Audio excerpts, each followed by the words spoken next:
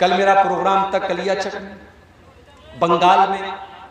آپ یقین کیجئے جن صاحب کے گھر میں مہمان بن کے گیا تھا، دروازے پر داخل ہوتے ہی میں نے مکان کے ٹائل پر دیکھا تو اجمیر شریف کا فوٹو بنا ہوا ہے اور اوپر لکھا ہوا ہے خواجہ غریب نواز.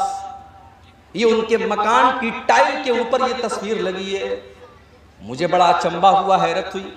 میں نے پوچھا کہ بھائی صاحب، یہ جس کے مکان میں آیا ہوں یہ مسلک کے اعتبار سے کیا ہے، یہ کون سے مسلک سے تعلق رکھتے ہیں؟ جواب ملا یہ بڑے پکے اہل حدیث ہیں. میں نے کہا بڑی حیرت کی بات ہے، اہل حدیث کے مکان میں ٹائل لگا ہوا ہے اور ٹائل کے اوپر اجمیر کا فوٹو لگا ہے اور اجمیر کے فوٹو کے ساتھ ساتھ یہ لکھا ہوا ہے خواجہ غریب نواز. میں نے بلایا ان کو، میں نے کہا بھائی صاحب یہ کیا لگوایا آپ نے؟ کہا جب میں مکان بنوا رہا تھا میں ٹائل کی دکان پر گیا، بہت سارے ٹائل اس نے مجھے دکھائے، یہ مجھ کو اچھا لگا، مجھے لگا کہ اس کے اندر کچھ اچھی باتیں لکھی ہیں، اس کے اندر اچھی سی تصویر بنی ہے. میں نے یہ سوچ کر کے اس کو ٹائل لگا لیا. میں نے کہا بھائی صاحب آپ نے یہ پتہ کیوں نہیں کرنے کی کوشش کی کہ اس ٹائل کے اوپر کیا لکھا ہے اور کس چیز کا فوٹو بنا ہے؟ آپ کا یہ ٹائل یہ بتا رہا ہے کہ آپ اس شرکیہ عقیدے کا سپورٹ کر رہے ہیں. اس میں حضرت خواجہ معین الدین چشتی اجمیری جو بہت بڑے اللہ کے ولی اور نیک بندے تھے، ان کو غریب نواز کا درجہ دیا گیا ہے. میں نے کہا آپ اہل حدیث ہیں، آپ کو شرم آنی چاہیے. بولے مولوی صاحب مجھے معلوم نہیں تھا، مجھے پتہ نہیں تھا. میں نے کہا میں امید کرتا ہوں کہ اگلی بار جب میں آؤں گا تو آپ کے مکان کا یہ ٹائل نکل کر کے دوسرا اس کی جگہ لگا ہوگا. یہ حالت ہے آج بنگال کے اور سیمانچل کے علاقوں کی میرے پیارے ساتھیوں، جہاں ہر سال ہزاروں کی تعداد میں جلسے ہوتے ہیں. اگر یہ جلسے ہو رہے ہیں اور آپ کے دینی شعور کے اندر کوئی اضافہ نہیں ہو رہا ہے، آپ کے دین کی نالج میں کوئی اضافہ نہیں ہو رہا ہے، آپ کو توحید کا مطلب نہیں پتا، آپ کو نماز کا طریقہ نہیں پتا، آپ کو اپنی آخرت کے بارے میں کوئی احساس نہیں ہے، تو میرے بھائیوں پھر ان جلسوں کا بند ہو جانا بہتر ہے، ان پروگراموں کا بند ہو جانا. یا ایھا الذین آمنوا ادخلوا فی السلم کافہ، اے ایمان والو تم اسلام کے اندر پورے کے پورے داخل ہو جاؤ، تم پورے کے پورے مسلمان بنو، تم آدھے ادھورے مسلمان نہ بنو، تم انکمپلیٹ مسلمان نہ بنو، تم کمپلیٹ مسلمان بنو. کرسمس کی مبارکباد دے رہا. جانتے ہو اللہ تعالیٰ کو یہ بات اتنی زیادہ ناپسند ہے، اتنی زیادہ ناپسند ہے کہ اللہ نے سورہ مریم کے اندر فرمایا وَقَالُ اتَّخَذَ الرَّحْمَنُ وَلَدًا لَقَدْ جِئْتُمْ شَيْئًا إِدًّا تَكَادُ السَّمَاوَاتُ يَتَفَطَّرْنَ مِنْهُ وَتَنشَقُّ الْأَرْضُ وَتَخِرُّ الْجِبَالُ هَدًّا أَن دَعَوْا لِلرَّحْمَنِ وَلَدًا. او لوگو تم کتنے بڑے نادان ہو، تم نے اللہ کا بیٹا بنانا شروع کر دیا. یہ آسمان پھٹ جائے، یہ زمین پھٹ جائے، یہ بڑے بڑے پہاڑ گر جائیں، یہ اتنی بڑی بات نہیں ہوگی جتنی خطرناک بات تم اپنے منہ سے نکالتے ہو کہ رحمان نے کسی کو اپنا بیٹا بنا لیا، اللہ نے کسی کو اپنا بیٹا بنا لیا. وَمَا يَنبَغِي لِلرَّحْمَنِ أَن يَتَّخِذَ وَلَدًا. اللہ تعالیٰ کسی کو اپنا بیٹا نہیں بنا سکتا، اللہ کا کوئی بیٹا نہیں ہو سکتا. ان کل من فی السماوات والارض الا آتی الرحمن عبدا. کل قیامت کا دن ہوگا، کل قیامت کا دن ہوگا اور دنیا کے بڑے بڑے بادشاہ اللہ کے دربار میں حاضر ہوں گے. فرعون بھی آئے گا، قارون بھی آئے گا، نمرود بھی آئے گا، ہٹلر بھی آئے گا، ہندوستان کے وزراء اعظم بھی آئیں گے، ہندوستان کے بادشاہ بھی آئیں گے، ہندوستان پر حکومت کرنے والے لوگ بھی آئیں گے. وہ لوگ بھی آئیں گے جن کے بارے میں شاعر نے کہا تھا کرسی ہے تمہارا یہ جنازہ تو نہیں ہے، کچھ کر نہیں سکتے تو اتر کیوں نہیں جاتے. وہ بے شرم اور بے غیرت لوگ بھی آئیں گے جو کرسی اور اقتدار سے چپک کر کے رہنا جانتے ہیں. وہ لوگ بھی آئیں گے جن کو یہ لگتا تھا کہ ان کا اقتدار کبھی ختم نہیں ہو سکتا، ان کا پاور کبھی ختم نہیں ہو سکتا. اللہ فرماتا ہے ان کل من فی السماوات والارض الا آتِ الرحمن عبدا، زمین و آسمان میں جتنے لوگ ہیں سب کے سب اللہ کی بارگاہ میں آئیں گے اور اللہ کے بندے بن کر کے آئیں گے۔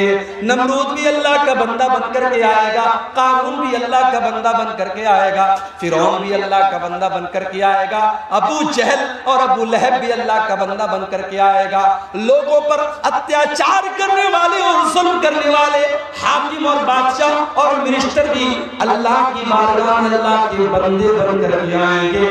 جب سب اللہ کے بندے ہیں تو اللہ کا بیٹا کسی کو قرار دینا یہ دنیا کا بہت بڑا پاپ ہے، اور کرسمس منانے والا یہی کام کر رہا ہے۔ کرسمس منا رہا ہے ہمارا مسلمان، اسکول کے اندر بچہ پڑھ رہا ہے، وہاں ایک داڑھی رکھ کر کے لمبی ٹوپی لگا کر کے ایک انسان آتا ہے اور وہ بچوں کو ٹافی بانٹتا ہے۔ وہ کرسمس کے موقع پر، وہ عیسیٰ مسیح کی پیدائش کی خوشی کے موقع پر لوگوں کو ٹافی بانٹتا ہے، اور مسلمانوں کے بچے بھی کانوینٹ اسکولوں میں جا کر کے وہ ٹافی کلیکٹ کرتے ہیں، وہ چیزیں سیکھ رہے ہیں۔ یہی نہیں، اسکولوں کے اندر فنکشن ہوتا ہے، ڈرامہ ہوتا ہے، اور وہاں پر مسلمان بچے بھی یہ کرسمس کا پورا ڈرامہ منا رہے ہیں۔ میرے پیارے ساتھیوں، میں پھر سے آپ کو قرآن کے دوسرے پارے کی وہ آیت یاد دلا رہا ہوں، یا ایھا الذین آمنوا ادخلوا فی السلم کافہ، اے ایمان والو تم اسلام کے اندر پورے کے پورے داخل ہو جاؤ۔ ابھی تو 25 دسمبر کی رات ختم ہوئی، 4-5 دن کے بعد 31 کی نائٹ آئے گی، 31 دسمبر کی رات آئے گی۔ سال بھر میں جتنی شراب نہیں پی جاتی اتنی اسے ایک رات میں پی جاتی ہے، سال بھر میں جتنا زنا نہیں ہوتا اسے ایک رات میں ہوتا ہے، سال بھر میں جتنا ناچ گانا نہیں ہوتا اسے ایک رات میں ہوتا ہے۔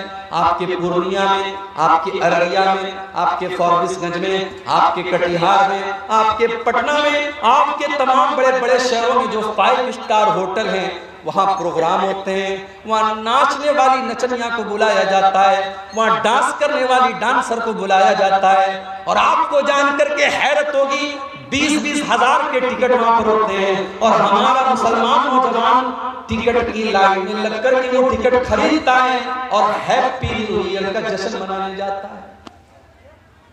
وضع میں تم ہو نصارہ تو تمدن میں ہنود، یہ مسلمان ہیں جنہیں دیکھ کے شرمائیں یہود۔ ارے ہمارا تو اسلامی کیلنڈر محرم کے مہینے سے شروع ہوتا ہے، ہمارا اسلامی کیلنڈر محرم کے مہینے سے شروع ہوتا ہے، اور ہمیں تو محرم کے مہینے میں بھی نیا سال منانے کی اجازت نہیں دی گئی، ہمیں تو وہاں پر بھی نیا سال منانے کی کوئی رسم نہیں نبھانا ہے۔ یہ کیلنڈر تو ہمارا کیلنڈر بھی نہیں ہے، بیگانے کی شادی میں عبداللہ دیوانہ، ہم انگریزی کیلنڈر کا نیا سال کا جشن منا رہے ہیں، ہم ہیپی نیو ایئر لکھ رہے ہیں، ہم فیس بک کے اوپر لوگوں کو مبارکباد دے رہے ہیں، ہم واٹس ایپ کے اوپر لوگوں کو مبارکباد دے رہے ہیں، جبکہ یہ مبارکباد کا ٹائم نہیں ہے۔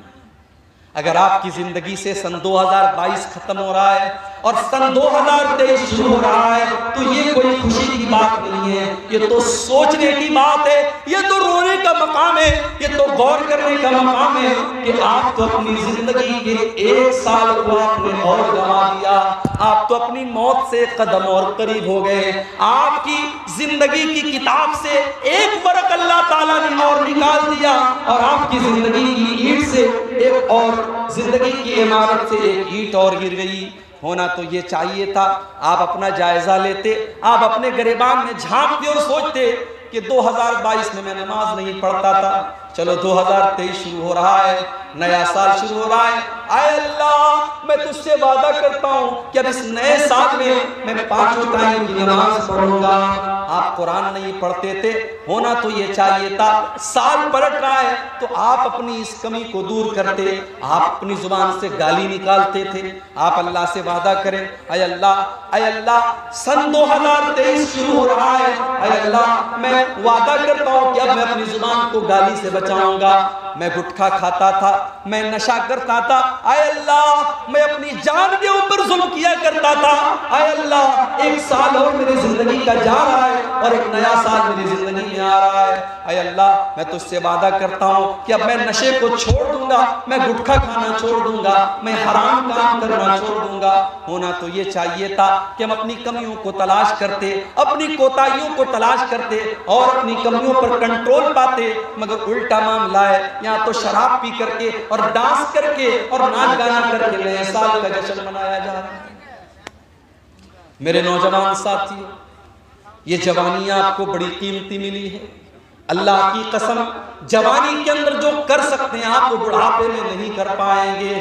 اسی لیے اللہ کی نبی فرماتے ہیں کل قیامت کے دن جب سورج 1 میل کی دوری پر ہوگا اور ساری کائنات گرمی سے بے حال ہوگی, اللہ تعالیٰ اپنے خوش نصیب بندوں کو اپنے عرش کا سایہ دے گا.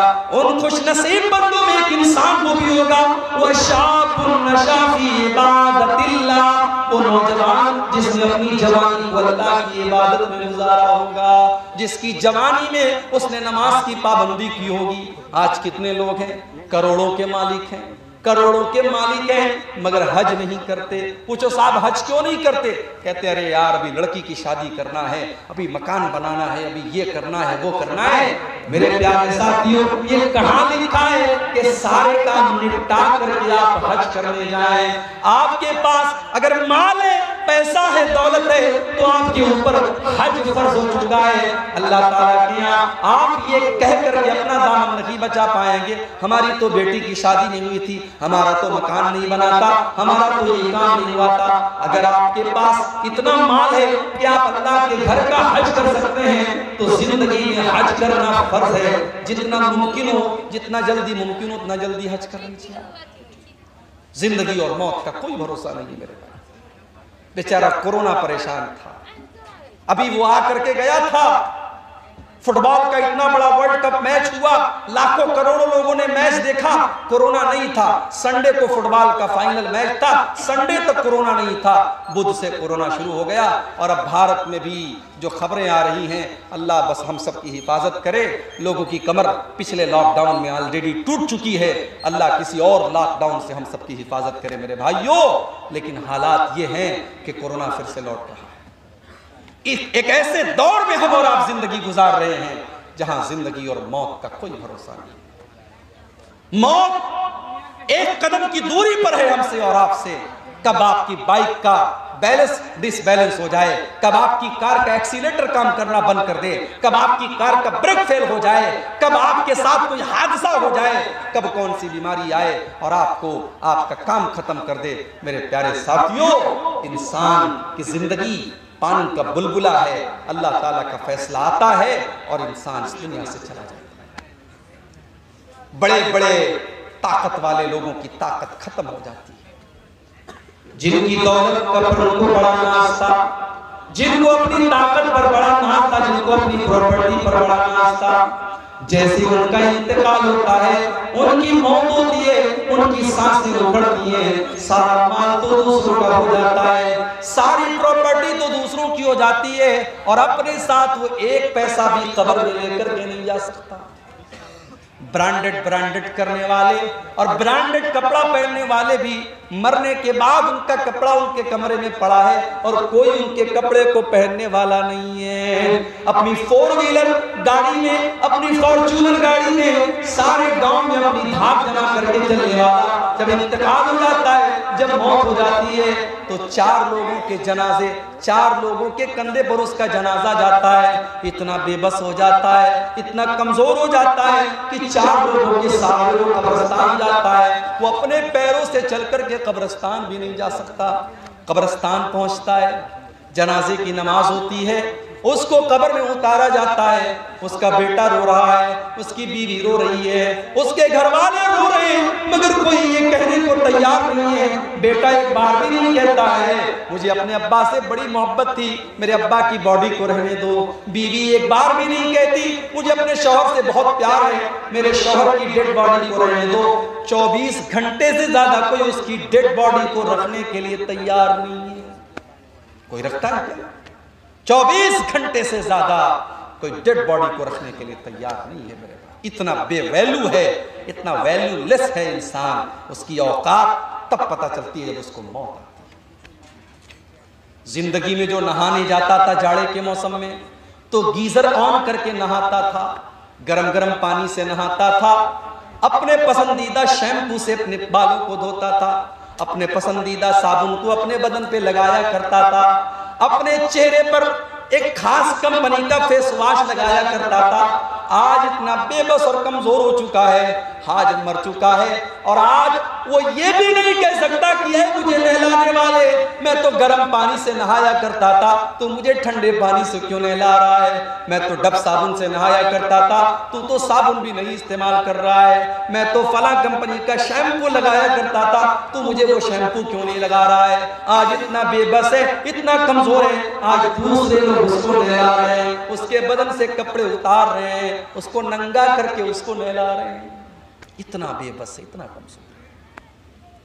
اس کے پیٹ میں کوئی گندگی ہے تو غسل کرنے والا اس کے پیٹ کو دبا کر کے اس کے پیٹ کی گندگی کو نکال رہا ہے. میرے پیارے ساتھیوں, ذرا سوچو, وہ دن ہمیں اور آپ کو بھی دیکھنا ہے. ہمیں اور آپ کو بھی ہمارے مرنے کے بعد غسل دیا جائے گا, ہمارے مرنے کے بعد ہم کو کفنایا جائے گا, اور اس کفن کے کپڑے کے اندر کوئی جیب بھی نہیں ہے, کوئی پاکٹ بھی نہیں ہے.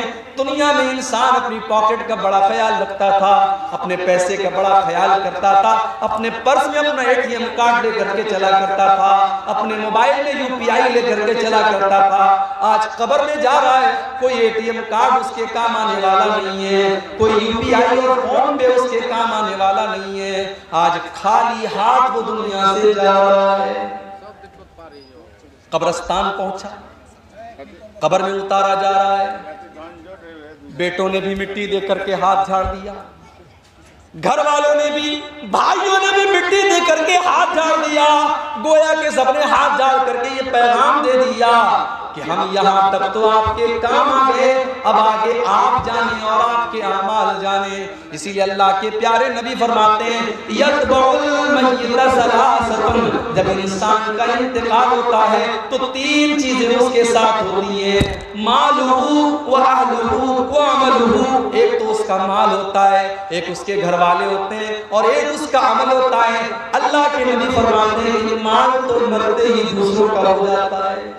ہائے ہائے, یہ سود بیاج کا دھندا کرتا تھا, یہ رشوت کھاتا تھا, یہ حرام کھوری کرتا تھا, یہ مال ہڑپنے کے چکر میں رہتا تھا, لیکن آج جیسے ہی اس کا انتقال ہوتا ہے اس کا مال تو دوسروں کا ہو جاتا ہے. یہ اپنے ساتھ تو ایک پیسہ بھی لے کے نہیں جاتا ہے.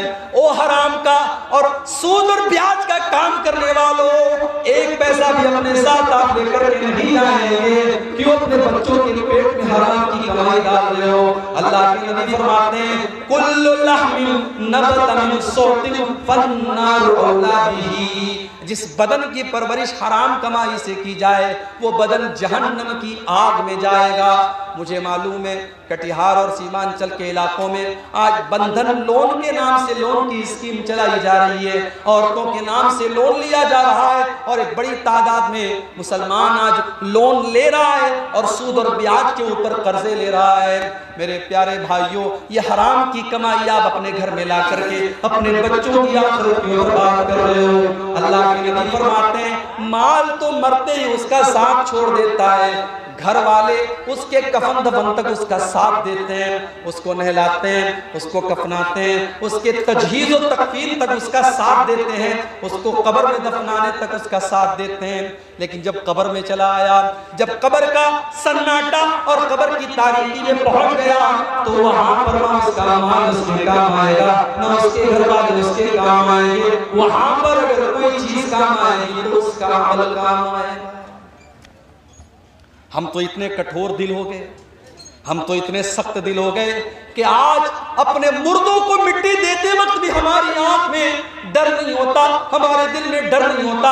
ہم قبرستان جانے کے بعد بھی ہنستے رہتے ہیں, ہم مردوں کو دفنانے کے ٹائم بھی ہنستے رہتے ہیں. میرے پیارے ساتھیوں, جب قبرستان جایا کرو, جب کسی کی قبر کو دیکھا کرو تو سوچا کرو کہ وہ انجام آپ کا بھی ہونے والا ہے.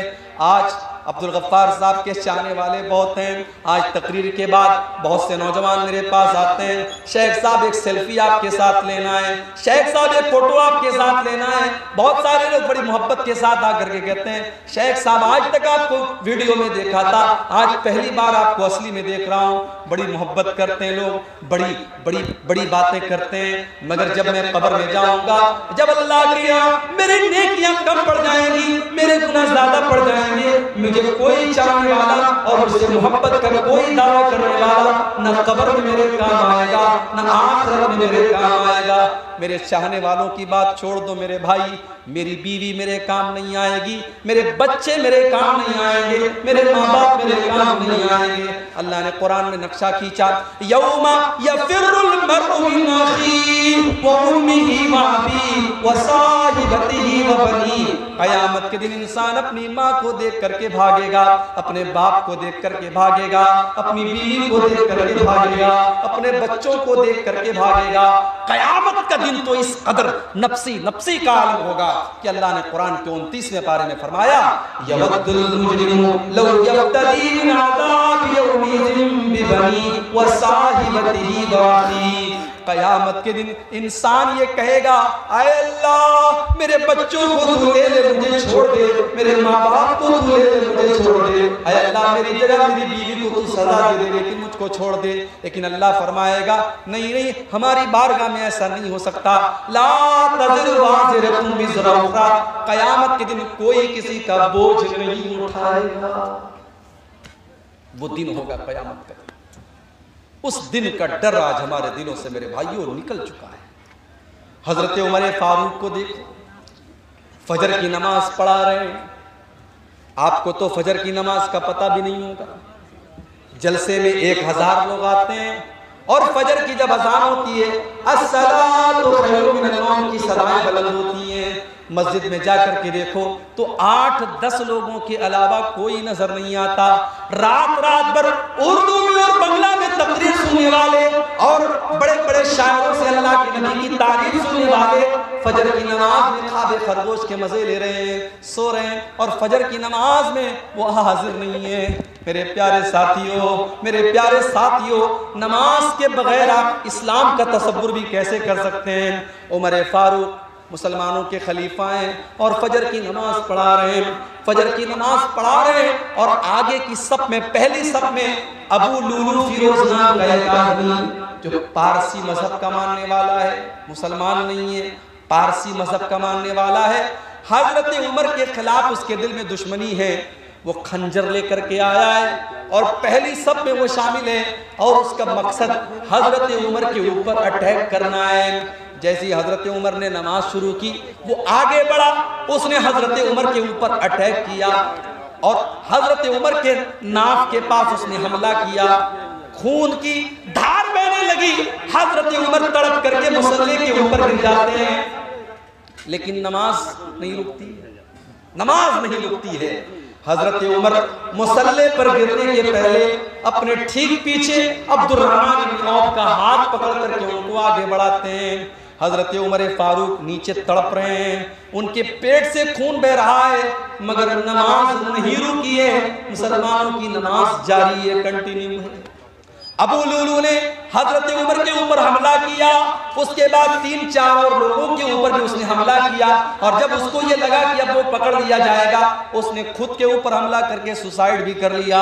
یہ سارا معاملہ پہلی صف میں ہو رہا ہے, پیچھے کے لوگوں کو کچھ پتہ بھی نہیں ہے. عبد الرحمن بن عوف اپنی ہلکی نماز پڑھائی, فجر کی نماز پڑھائی, اور نماز کے بعد جب حضرت عمر کو اٹھا کر کے گھر لے کے جایا گیا, ڈاکٹروں نے دیکھا, طبیبوں نے دیکھا, حکیموں نے دیکھا, کہا کہ امیر المومنین اب آپ کے بچنے کا چانس نہیں ہے, آپ کی اتڑیاں کٹ چکی ہیں, اب آپ کا آخری ٹائم آ چکا ہے, اب آپ کے انتقال کا ٹائم آ چکا ہے.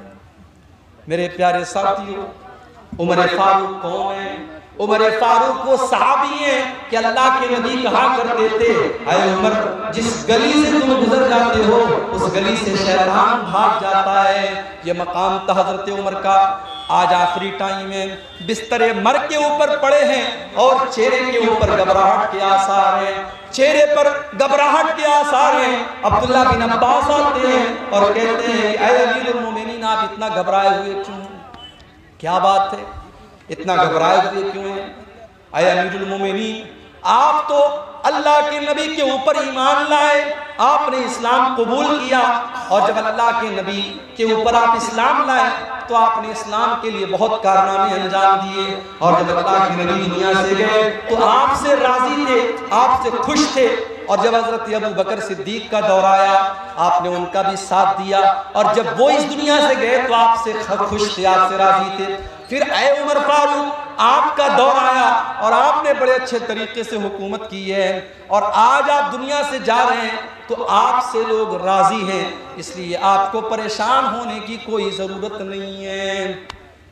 ذرا تصور کرو میرے پیارے ساتھیوں کہ آخرت کی فکر جب انسان کو ہوتی ہے تو جتنے بھی نیکی اور تقوی کے اعلیٰ معیار پر پہنچ جائے اسے ڈر ہوتا ہے کہ اللہ کو وہ کیا منہ دکھائے گا۔ حضرت عمر فاروق رضی اللہ تعالیٰ عنہ جواب دیتے ہیں، اے عبداللہ بن عباس اگر میں نے اپنے نبی کا ساتھ دیا، اگر میں اپنے نبی کے اوپر ایمان لایا، اگر میں نے ابو بکر کا ساتھ دیا، فَذَلِكَ مِن مَنِّ اللَّهِ عَلَيَّ، تو یہ تو اللہ کا میرے اوپر احسان تھا، یہ تو اللہ کا میرے اوپر کرم تھا، اس میں میرا کوئی رول نہیں تھا، میرا کوئی کردار نہیں تھا۔ اے عبداللہ مجھے ڈر ہے تو اسی بات کا ڈر ہے جب میرا دور حکومت آیا پتہ نہیں میرے کون سے فیصلے ایسے رہے ہوں گے جو اللہ کو پسند آئے ہوں گے، اور کون سے ایسے فیصلے رہے ہوں گے جو اللہ کو ناپسند رہے ہوں گے۔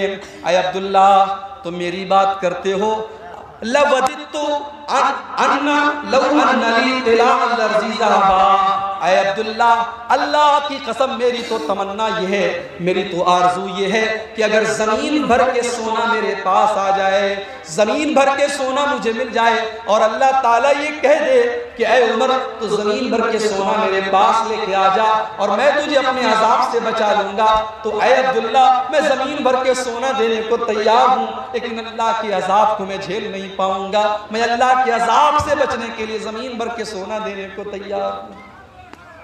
میرے پیارے ساتھیوں عمر فاروق کو تو اپنی آخرت کی اتنی فکر ہے اور ہمیں اپنی آخرت کی کوئی فکر نہیں ہے۔ آج مکان بنوانے کے لیے ہم کتنے پریشان ہیں، آج اپنے بچوں کا فیوچر بنانے کے لیے ہم کتنے پریشان ہیں، لیکن ان بچوں کی آخرت بنانے کے لیے ہمیں کوئی چنتا نہیں ہے۔ اللہ نے قرآن میں فرمایا یا ایھا الذین آمنوا قوا انفسکم واہلیکم نارا، اے ایمان والو اپنے آپ کو اور اپنے گھر والوں کو جہنم کی آگ سے بچاؤ۔ انسان کو اپنی فیملی سے پیار ہوتا ہے میرے بھائی، انسان کو اپنے بچوں سے پیار ہوتا ہے۔ بچے کی انگلی کٹ جائے باپ بے چین ہو جاتا ہے، بچوں کو کھروچ آ جائے ماں کی آنکھوں سے آنسو نکل جاتے ہیں۔ اللہ فرما رہا ہے اے ایمان والو تمہیں اپنے پریوار سے اتنی محبت ہے، اپنی فیملی سے اتنی محبت ہے، اپنے بال بچوں سے اتنی محبت ہے، یا ایھا الذین آمنوا قوا انفسکم واہلیکم نارا، اے ایمان والو اپنے آپ کو اور اپنے گھر والوں کو جہنم کی آگ سے بچاؤ۔ ہماری لڑکیاں جوان ہو گئیں، ہم نے ان کو دنیا کی تعلیم دے دی، گریجویٹ بنا دیا، انٹر پاس کرا دیا، بہت ضروری ہے۔ میں دنیا کی تعلیم کا بھی قائل ہوں، آپ کے سیمانچل کے علاقے میں مسلمان آج دنیا کی تعلیم میں بھی پیچھے ہیں۔ آپ دنیا کی تعلیم اپنے بچوں کو دلاؤ، ایجوکیشن بہت ضروری ہے، تعلیم بہت ضروری ہے، شکشا بہت ضروری ہے، آپ اپنے بچوں کو دنیا کی تعلیم دلاؤ۔ مگر ایک مشورہ میں دے کے جاتا ہوں، آپ کو اچھا لگے تو عمل کر لینا، اچھا نہ لگے تو کوئی بات نہیں ہے۔ میں نے ممبئی کے اندر بھی دیکھا، میں نے کلکتہ کے اندر بھی دیکھا، میں نے بنگلور کے اندر بھی دیکھا کہ بڑے بڑے کروڑ پتی باپ کے بچے جو اسکول میں پڑھ رہے ہیں، ظاہر ہے اسکولوں کا اپنا ایک سلیبس ہوتا ہے، اسکول میں بچہ انگریزی پڑھ رہا ہے، ہندی پڑھ رہا ہے، مراٹھی پڑھ رہا ہے، سائنس پڑھ رہا ہے، میتھ پڑھ رہا ہے، سب کچھ پڑھ رہا ہے، مگر وہاں بچے کو قرآن پڑھانے والا کوئی نہیں ہے، اسکول میں بچے کو اللہ کے بارے میں بتانے والا کوئی نہیں ہے، رسول کے بارے میں بتانے والا کوئی نہیں ہے۔ میں نے بمبئی کے اندر دیکھا، میں نے بنگلور کے اندر دیکھا، میں نے مدراس کے اندر دیکھا کہ مسجدوں کے اندر چھوٹے چھوٹے مکتب چل رہے ہیں۔ مولوی صاحب جو مسجد میں امامت کراتے ہیں، ان کو امامت کی تنخواہ اگر 10,000 روپے دی جاتی ہے، آپ کے سیمانچل میں جانتا ہوں مسجدوں کے اماموں کی تنخواہیں بہت معمولی ہوتی ہیں، لیکن بڑے بڑے شہروں میں جہاں 10-15 ہزار ان کو امام کی تنخواہ دی جاتی ہے، وہاں امام کو امامت کے ساتھ ساتھ یہ ڈیوٹی بھی دی جاتی ہے کہ آپ کو بچوں کو مکتب میں قرآن پڑھانا ہے، نبی کی باتیں بتانا ہے۔ باقاعدہ اسکولوں کے بچے 1 گھنٹے کے لیے 2 گھنٹے کے لیے مسجد میں آ کر کے مولوی صاحب سے دین کی بیسک باتیں سیکھ لیتے ہیں۔ اب وہ بچہ اسکول میں پڑھ کر کے جب ڈاکٹر بنتا ہے، جب انجینئر بنتا ہے، جب وکیل بنتا ہے، تو اس کے دماغ کے اندر اس نے بچپن میں مولوی صاحب سے جو دین کی بنیادی باتیں سیکھی تھی، اس نے اللہ کے بارے میں جانا تھا، اس نے رسول کے بارے میں جانا تھا، اس نے آخرت کے بارے میں جانا تھا، اس نے نماز کا طریقہ سیکھا تھا، اس نے نماز کی دعائیں سیکھی تھی۔ اس بچے کے دماغ میں وہ ساری باتیں ہمیشہ کے لیے فٹ ہو جاتی ہیں، اور جب وہ بچہ زندگی کے کسی بھی میدان میں جاتا ہے تو وہ اپنے اسلام کو، اپنے ایمان کو، اپنے قرآن کو، اپنی نماز کو نہیں بھولتا ہے۔ میرے پیارے ساتھیوں، آج مسلمان لڑکیاں اگر غیروں کے ساتھ فرار ہو رہی ہیں اور باقاعدہ ایک سازش کے تحت ان کو اسلام سے نکال کر کے ان کو مرتد بنایا جا رہا ہے، اور ان کے ساتھ سازش رچ کر کے ان کی عزت کا سودا کیا جا رہا ہے، تو اس کے بہت بڑے ذمہ دار ہم اور آپ ہیں۔ ہم نے اپنے بچیوں کو دین کی تعلیم نہیں دی، ہم نے اپنے بچوں کو دین کی تعلیم نہیں دی۔ سیمانچل میں گاؤں میں مدرسے ہیں، مگر مدرسے میں سارے لوگ تو اپنے بچوں کو نہیں پڑھاتے، سارے لوگ تو اپنے بچوں کو مدرسے میں پڑھانے کو تیار نہیں ہے۔ ہمارا بچہ مدرسے میں نہیں پڑھے گا، مدرسے کا کھانا ہمارا بچہ نہیں کھائے گا۔ مدرسے میں بڑے غریب گھروں کا بچہ، بڑے مڈل کلاس کا بچہ پڑھتا ہے، امیر لوگ تو اپنے بچوں کو مدرسوں میں نہیں پڑھاتے ہیں۔ میرے پیارے ساتھیوں، اگر اللہ نے آپ کو دولت دی ہے تو آپ اپنے بچوں کو کانوینٹ اسکول میں اور اعلیٰ اسکول میں پڑھانے کے ساتھ ساتھ اپنے بچوں اور بچیوں کو دین کی تعلیم بھی دلائیے۔ قُوا أَنفُسَكُمْ وَأَهْلِيكُمْ نَارًا، اے ایمان والو، اپنے آپ کو اور اپنے گھر والوں کو جہنم کی آگ سے بچاؤ۔ اور جانتے ہو جہنم کی آگ کیسی ہو؟ فرمایا کہ جہنم کی آگ پیٹرول سے نہیں جلے گی، جہنم کی آگ ڈیزل سے نہیں جلے گی، جہنم کی آگ کوئلے سے نہیں جلے گی۔ وَقُودُهَا النَّاسُ وَالْحِجَارَةُ، جہنم کی آگ تو انسانوں سے جلے گی اور پتھروں سے جلے گی۔ عَلَيْهَا مَلَائِكَةٌ غِلَاظٌ شِدَادٌ لَا يَعْصُونَ اللَّهَ، اس جہنم کے جو داروغہ ہوں گے، اس جہنم کے جو چوکیدار ہوں گے، وہ بڑے ٹائٹ ہوں گے، بڑے سخت ہوں گے، وہ کسی کے ساتھ کوئی مربت نہیں کریں گے، کوئی رحم نہیں کریں گے۔ اپنے آپ کو اور اپنے گھر والوں کو جہنم کی آگ سے بچاؤ میرے بھائی۔ شادی کرتے ہیں آپ، شادی میں آپ کے سیمانچل کے علاقے میں جانتا ہوں، میں نے دیکھا ہے بڑے بڑے مولویوں کو میں نے دیکھا ہے کہ وہ بھی جہیز لے رہے ہیں، 100 200 لوگوں سے بارات لے کے جا رہے ہیں، لیکن اللہ کا فضل و کرم ہے کہ ایسے نوجوان بھی ہم نے دیکھے ہیں۔ ابھی آج ہی ایک نوجوان سے ملاقات ہوئی، اس نے کہا مولوی صاحب میں نے 1 پیسے کا جہیز نہیں لیا، ہم لوگ ٹوٹل 9 لوگ گئے تھے، ہم لڑکی کو ویدا کر کے لے کے چلے آئے، بڑی خوشی ہوئی، میں نے مبارکباد دی۔ آج ایسی شادیاں بھی ہوتی ہیں، اور جب ایسی شادیاں ہوتی ہیں تو میاں بیوی کے رشتے میں محبت پیدا ہوتی ہے۔ جب ایسی بیوی آپ کے گھر میں آئے گی جس میں آپ نے جہیز کی کوئی ڈیمانڈ نہیں کی ہوگی اور بارات کا کوئی چکر نہیں ہوگا، اور آپ نے رسم و رواج سے اپنے آپ کو پاک کیا ہوگا، وہ نکاح کے ذریعے جب آپ اپنی بیوی کو گھر میں لائیں گے، اس رشتے میں اللہ تعالیٰ برکت پیدا کرے گا، جو اولاد پیدا ہوگی وہ اولاد بھی نیک پیدا ہوگی۔ آج اولاد کیوں خراب پیدا ہو رہی ہے؟ جب مائیں خراب ہیں، جب باپ خراب ہے تو بچے تو خراب ہوں گے نا۔ حضرت فاطمہ کو دیکھو، ایک طرف چکی چلا رہی ہیں، گود میں حسن و حسین کو لیے ہیں، حسن و حسین کو دودھ بھی پلا رہی ہیں اور چکی بھی چلا رہی ہیں اور زبان پر تسبیح کے کلمات بھی ہیں۔ میرے پیارے بھائیوں، جو عورت اپنے گھر کا کام بھی کر رہی ہے، اپنے بچے کو دودھ بھی پلا رہی ہے اور اس کی زبان پر اللہ کی تسبیح کے کلمات ہیں، جب وہ بچہ، اس کی گود میں پلنے والا بچہ جب بڑا ہوگا تو اس بچے کے بنیاد میں، اس بچے کے اندر جو خون دوڑ رہا ہوگا اس نیک ماں کا دوڑ رہا ہوگا۔ آج ایسی مائیں کہاں ہمارے سماج میں ملتی ہیں؟ ہم نے تو جب رشتہ دیکھنا ہوتا ہے، ہم جب رشتہ دیکھتے ہیں تو ہم یہ دیکھتے ہیں کہ لڑکی کتنی سمارٹ ہے، کتنی خوبصورت ہے، کتنی دیکھنے میں ہینڈسم ہے، کتنی خوبصورت ہے۔ ہم تو خوبصورتی کو معیار بناتے ہیں۔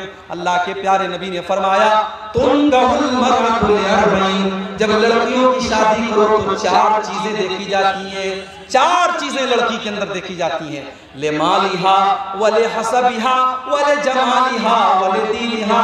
کچھ لوگ تو مال دیکھتے ہیں کہ کتنا جہیز لے کر کے آئے گی، کچھ لوگ اس کا خاندان دیکھتے ہیں کہ ہماری برادری کی ہے کہ نہیں، ہمارے سماج کی ہے کہ نہیں، ہمارے سماج کے باہر کی تو نہیں ہے، اور کچھ لوگ اس کی خوبصورتی دیکھتے ہیں کہ کتنی خوبصورت ہے۔ لڑکا چاہے ساؤتھ افریقہ کا لگ رہا ہو لیکن لڑکی ان کو بالکل حور جیسی چاہیے۔ کچھ لوگوں کو خوبصورتی پر عمر ملتے ہیں وَلِدِينِهَا، اور کچھ لوگ دینداری دیکھتے ہیں۔ اللہ کے نبی نے فرمایا فَاظْفَرْ بِذَاتِ الدِّينِ، تم دیندار عورت کو ترجیح دو اور دیندار عورت کو گھر میں لے کے آؤ۔ اچھا ایک عجیب بات بتاؤں، آپ کیا ہلدی کی رسم ہوتی ہے کہ نہیں؟ کوئی بتائے بھائی، مجھے نہیں معلوم۔ ہوتی ہے نا؟ ماشاءاللہ۔ ہلدی کی رسم میں کیا ہوتا ہے؟ ہلدی لگائی جاتی ہے۔ اب تو باقاعدہ بڑے بڑے فنکشن ہوتے ہیں شادی کے 1-2 دن پہلے ہلدی کے نام سے۔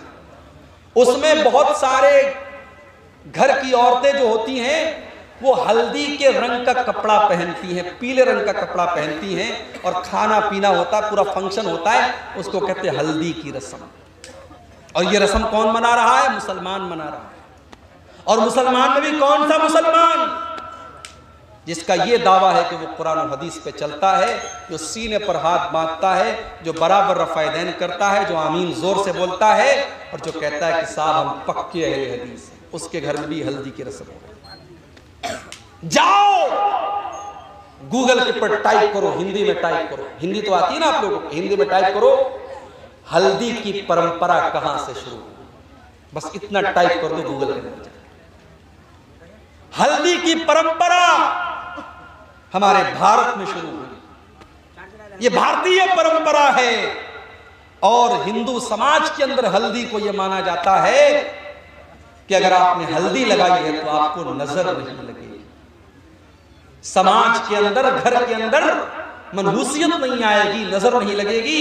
اس پرپز کے ساتھ اور اس ادیش کے ساتھ ہلدی لگائی جاتی ہے، اور آج ہمارا مسلمان بھی اپنے شادی بیاہ پر ہلدی لگا رہا ہے۔ کیا آپ نے اللہ کے نبی کی وہ حدیث نہیں پڑھی؟ من تشبہ بقوم فہو منہم، جو کسی قوم کی نقل کرے گا وہ انہی میں سے ہوگا، انہی میں سے ہوگا۔ اور آگے بڑھیے، شادی کے موقع پر لڑکا جب اپنی سسرال جاتا ہے تو اس کی جوان جوان سالیاں اس کا راستہ روک لیتی ہیں، جوان جوان سالیاں اس کے جوتے چرا لیتی ہیں، اور جب تک وہ جوتا کی چورائی نہ دے دے، وہ دروازے کی چھکائی نہ دے دے، تب تک وہ اپنی بیوی کو رخصت کر کے لے کے نہیں جا سکتا۔ میرے پیارے ساتھیوں، یہ سارے کام ہوتے ہیں اور شادی کے کارڈ پہ لکھا جاتا ہے نکاح مسنون۔ او لوگو، اس نکاح کے اندر ہم نے کچھ بھی مسنون نہیں رکھا، اس نکاح کے اندر کوئی بھی کام ہم نے سنت کے مطابق نہیں رکھا، بس ایک کام سنت کے مطابق ہو رہا ہے، مولوی صاحب آتے ہیں نکاح پڑھاتے ہیں، بس یہی کام سنت کے مطابق ہو رہا ہے، باقی سر سے پیر تک نکاح کے اندر حرام کام ہو رہا ہے۔ کتنے لوگوں کی شادی میں ویڈیو ریکارڈنگ ہوتی ہے، باقاعدہ ویڈیو کیمرہ والا آتا ہے اور عورتوں کے اندر گھس گھس کر کے دلہن کا اور اس کے کمرے کا ویڈیو بناتا ہے، اور بعد میں بڑے شوق سے وہ ویڈیو بھی دیکھا جاتا ہے۔ میرے پیارے ساتھیوں، یا ایھا الذین آمنوا ادخلوا فی السلم کافہ، اے ایمان والو تم اسلام کے اندر پورے کے پورے داخل ہو جاؤ۔ اگر آپ پورے کے پورے مسلمان ہیں تو آپ شادی بیاہ میں بھی مسلمان بنیے، صرف نماز میں مسلمان بننے سے کام نہیں چلے گا، شادی بیاہ میں بھی آپ کو مسلمان بننا ہے۔ اور یہ جہیز، اس جہیز نے تو آج جینا حرام کر دیا ہے سماج نے۔ آج کتنے غریب باپ کی بیٹیاں اپنی جوانی کو پار کر رہی ہیں، 30 اور 35 سال کی ہو گئی ہیں، اور کوئی وہ خوبصورت بھی ہیں، دیندار بھی ہیں، پڑھی لکھی بھی ہیں، مگر کوئی ان کا ہاتھ تھامنے کو تیار نہیں ہے، کیونکہ ان کا باپ اپنے ہونے والے داماد کو بائک نہیں دے سکتا، 2 لاکھ روپے کیش نہیں دے سکتا، اور جہیز نہیں دے سکتا۔ میرے پیارے ساتھیوں، اس جہیز کی رسم نے آج کتنے غریبوں کی بیٹیوں کو اپنے قدم حرام راستے کی طرف لے کے جانے پر مجبور کیا ہے، اور کتنی جوان بیٹیوں کی جوانی ڈھل گئی، اور کتنے گھروں میں بدکاری ہو گئی، اور کتنے باپوں نے خودکشی کر لی اور بیٹیوں نے خودکشی کر لی، مگر ہماری آنکھیں نہیں کھلتی اور ہم اس رسم سے پیچھا چھوڑانے کو تیار نہیں ہیں، کیونکہ لالچ بھرا ہوا ہے دل کے اندر، اور نکاح کے ذریعے ہم یہ چاہتے ہیں کہ ہم اپنے بیٹے کا سودا کر لیں اور شادی کے ذریعے ہم پیسہ کما لیں۔ لڑکا جتنا کوالیفائیڈ ہے اور لڑکے کے پاس اگر گورنمنٹ جاب ہے، سرکاری نوکری ہے، تو اتنے زیادہ جہیز کی ڈیمانڈ کی جا رہی ہے۔ میرے پیارے ساتھیوں، ہم نے اپنی ان حرکتوں سے بیٹی کو بوجھ بنا دیا، بیٹی بوجھ بن گئی ہے۔ آج کسی کو 2 بیٹیاں ہوں اور تیسری بیٹی اس کو ہو جائے تو ہاسپٹل کی نرس بھی بڑا دھیرے سے آ کے کہتی ہے، صاحب آپ کو بیٹی ہوئی۔ اس کو پتا ہے کہ اس کو کوئی خوشی نہیں ہوگی۔ ہاں، بیٹا اگر ہوا ہے تو ہاسپٹل کی نرس بھی آ کر کے کہے گی کہ ہمیں مٹھائی کھلائیے، ہمیں نذرانہ دیجئے، کیونکہ بیٹا ہوا ہے تو کما کے لائے گا، اور بیٹی ہوئی ہے تو اس کو جہیز دینا پڑے گا۔ ہم نے بیٹیوں کو بوجھ بنا دیا ہے۔ میرے پیارے ساتھی، اللہ کی قسم، اگر یہ بیٹیاں بوجھ ہوتی تو اللہ اپنے نبی کو 4 بیٹیاں نہ دیتا۔ میرے نبی کو اللہ نے 4 بیٹیوں سے نوازا۔ سب سے بڑی بیٹی کا نام زینب تھا، ان کی شادی ابو العاص ابن ربیع سے ہوتی ہے۔ دوسرے نمبر کی بیٹی کا نام ام کلثوم ہے، ان کا نکاح حضرت عثمان غنی کے ساتھ ہوتا ہے۔ تیسری بیٹی کا نام رقیہ ہے، ان کا نکاح بھی حضرت عثمان غنی کے ساتھ ہوتا ہے۔ پہلے رقیہ کا نکاح ہوتا ہے، جب ان کا انتقال ہو جاتا ہے تب ام کلثوم کا نکاح ہوتا ہے۔ ایک آدمی کے نکاح میں 2 سگی بہنیں ایک ساتھ نہیں رہ سکتی۔ ہاں، ایک بہن کا انتقال ہو جائے تو وہ اپنی سالی سے شادی کر سکتا ہے، لیکن ایک ساتھ 2 بہنوں سے شادی کرنا اسلام میں حرام ہے۔ اور چوتھی بیٹی اللہ کے نبی کی، جو سب سے چھوٹی اور سب سے لاڈلی بیٹی ہے، اس کا نکاح ہوتا ہے حضرت فاطمہ کے ساتھ۔ اگر بیٹیاں کلنک ہوتی اور بیٹیاں بوجھ ہوتی تو اللہ اپنے نبی کو 4 بیٹیاں نہ دیتا۔ میرے بھائیوں، اس جہیز کی رسم نے آج بیٹیوں کو بوجھ بنا دیا۔ آج ہمیں پورا مسلمان ہونے کی ضرورت ہے۔ آج ہمیں اپنے شادی بیاہ کے سسٹم کو بھی سدھارنے کی ضرورت ہے۔ آئیے پھر سے ہم اسی آیت کی طرف بڑھتے ہیں۔ قرآن کریم کے دوسرے پارے کی آیت ہے، یا ایھا الذین آمنوا ادخلوا فی السلم کافہ، اے ایمان والو تم اسلام کے اندر پورے کے پورے داخل ہو جاؤ۔ اخلاق کیسا ہے ہمارا؟ اخلاق کیسا ہے ہمارا؟ لوگوں کے ساتھ ہمارا ویوہار کیسا ہے؟ لوگوں کے ساتھ ہمارا سلوک کیسا ہے؟ نمازی تو ہیں ہم 5 ٹائم، مگر ہمارا پڑوسی ہم سے پریشان ہے، گاؤں والے ہم سے پریشان ہیں، ہماری زبان سے پریشان ہیں۔ اگر آپ کا اخلاق اچھا نہیں ہے تو آپ کی نماز کل قیامت کے دن آپ کے منہ کے اوپر مار دی جائے گی۔ اللہ کے نبی فرماتے ہیں، ما من شیء یوضع فی المیزان اثقل من حسن الخلق، قیامت کے دن انسان کے نام اعمال میں سب سے وزندار چیز اگر کوئی ہوگی تو اس کے اچھے اخلاق ہوں گے۔ ہمارے نبی کا اخلاق دیکھو، ہمارے نبی کا اخلاق دیکھو۔ آپ نے کبھی اپنی ذات کے لیے کسی سے بدلہ نہیں لیا، کسی سے انتقام نہیں لیا، اپنے خون کے دشمنوں کو بھی آپ نے معاف کر دیا۔ جب مکہ فتح ہوا اور آپ کے وہ دشمن جنہوں نے نماز کی حالت میں آپ کے اوپر گندگی ڈالی تھی، جنہوں نے آپ کو مکہ سے نکالا تھا، جنہوں نے آپ کو بہت طریقے کی تکلیفیں دی تھی، آج وہ سب کے سب لائن سے کھڑے ہیں۔ اللہ کے نبی پوچھتے ہیں، بتاؤ تمہیں مجھ سے کیا امید ہے؟ سب کے سب سر جھکا کر کے کہتے ہیں، اے محمد آپ تو شریف باپ کے شریف بیٹے ہیں، آپ سے اچھی امید ہے۔ اللہ کے نبی فرماتے ہیں، جاؤ میں تم سے وہی بات کہتا ہوں جو یوسف علیہ السلام نے اپنے بھائیوں سے کہی تھی، لا تثریب علیکم اليوم، جاؤ محمد رسول اللہ کسی سے بدلہ نہیں لیں گے، اذهبوا انتم الطلقاء، جاؤ تم سب کے سب آزاد ہو۔ یہ اخلاق اپنے اندر پیدا کرو میرے بھائی۔ آج ہمارے ملک کے حالات بھی بدل رہے ہیں، نفرت کی ہوائیں بڑی تیزی سے چل رہی ہیں۔ آپ کے بہار کی سرزمین پر ابھی حالات اچھے ہیں، بہتر ہیں، مگر دوسرے علاقوں کے حالات بہت زیادہ برے ہو رہے ہیں۔ مگر میں سمجھتا ہوں کہ نفرت کی اس آندھی کو بھی ہم روک سکتے ہیں۔ ہمارا فارمولہ وہی ہے جو ہمارے نبی کا فارمولہ تھا، اور وہ فارمولہ کیا تھا؟ ادفع باللتی ہی احسن فاذا الذی بینک وبینہ عداوۃ کانہ ولی حمیم۔ برائی کا بدلہ بھلائی سے دو، تمہارا کٹر دشمن بھی تمہارا جگری دوست بن جائے گا۔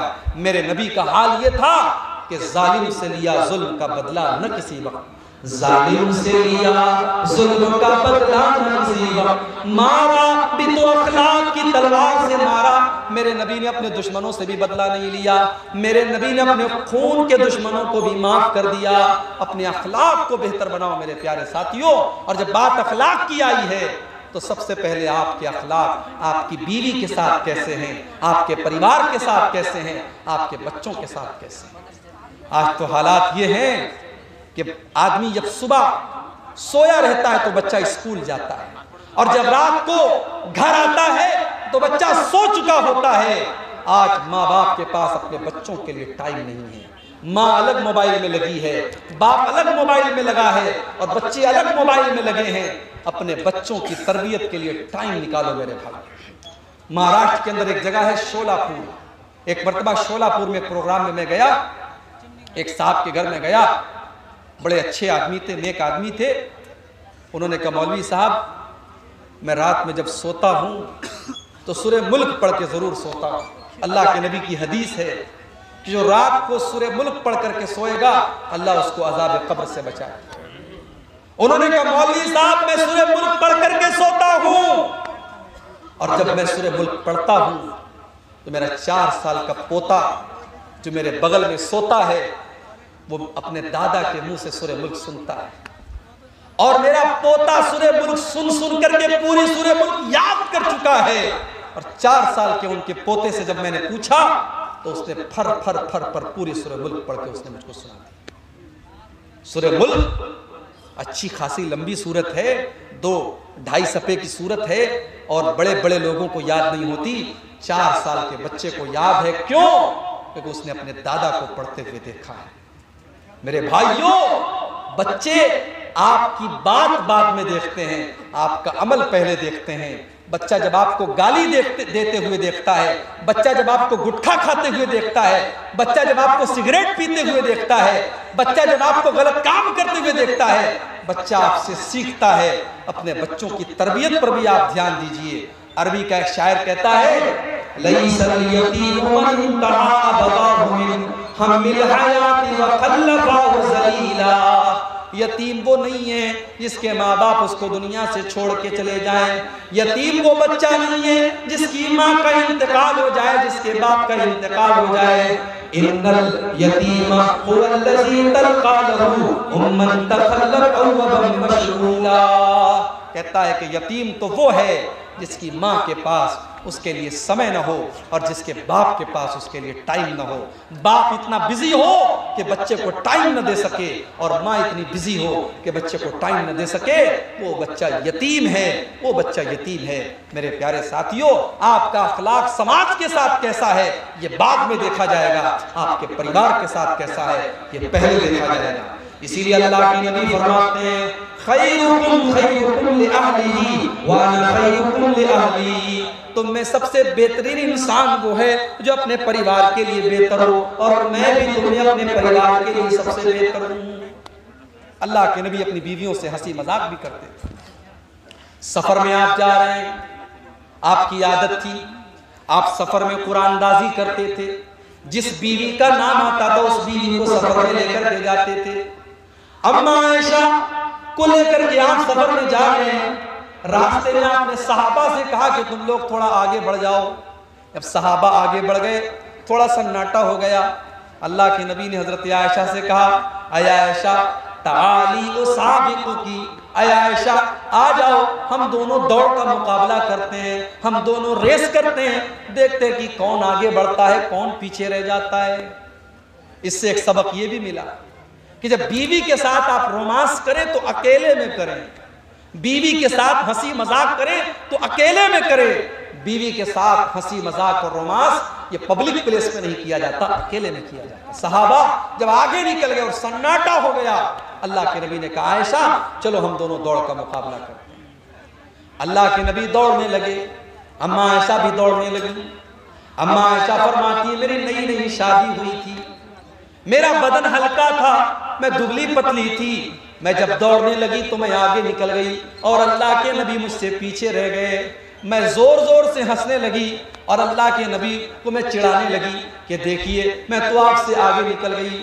اللہ کے پیارے نبی خاموش ہو گئے، کچھ نہیں کہا آپ نے، کچھ نہیں کہا آپ نے، کوئی بات نہیں، ٹھیک ہے۔ کچھ دنوں کے بعد ایک دوسرا سفر تھا اور اتفاق سے اس سفر میں بھی اماں عائشہ کے ساتھ میں تھی اور آپ نے ایک جگہ موقع دیکھا، آپ نے صحابہ سے کہا تم لوگ تھوڑا آگے بڑھ جاؤ۔ صحابہ آگے بڑھ گئے، آپ نے فرمایا کہ اے عائشہ آ جاؤ، بہت دن ہو گئے، ہم دونوں دوڑ کا مقابلہ کرتے ہیں۔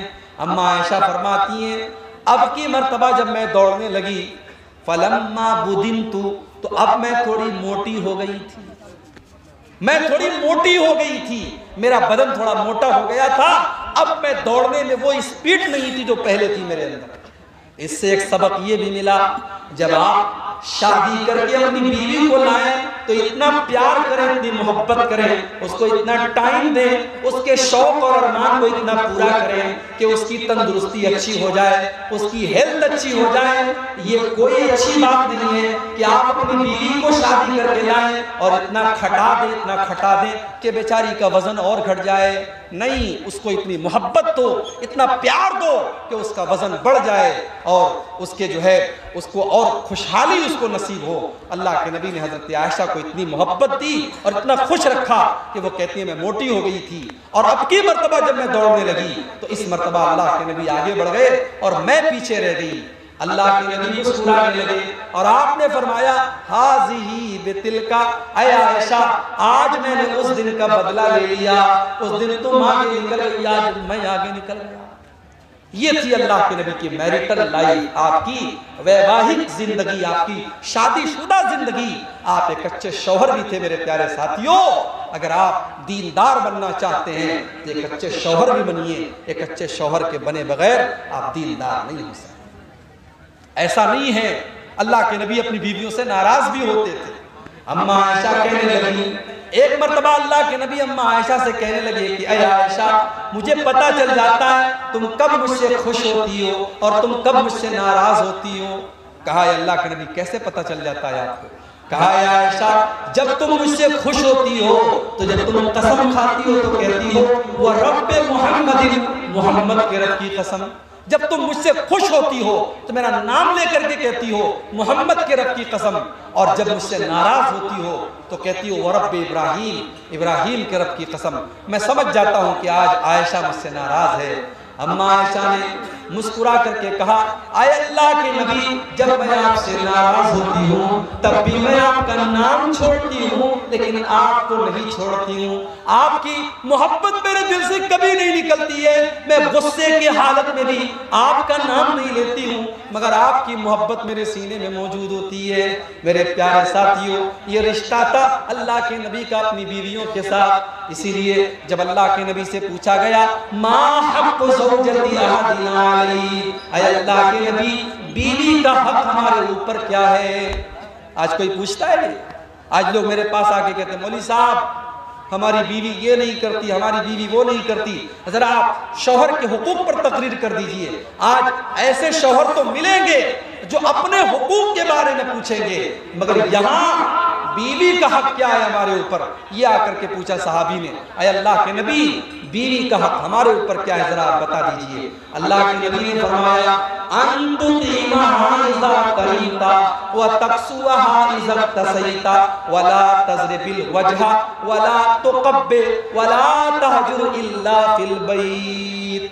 آپ نے فرمایا بیوی کا حق یہ ہے کہ جو تم کھاؤ اپنی بیوی کو کھلاؤ، اچھا کھا رہے ہو تو بیوی کو اچھا کھلاؤ۔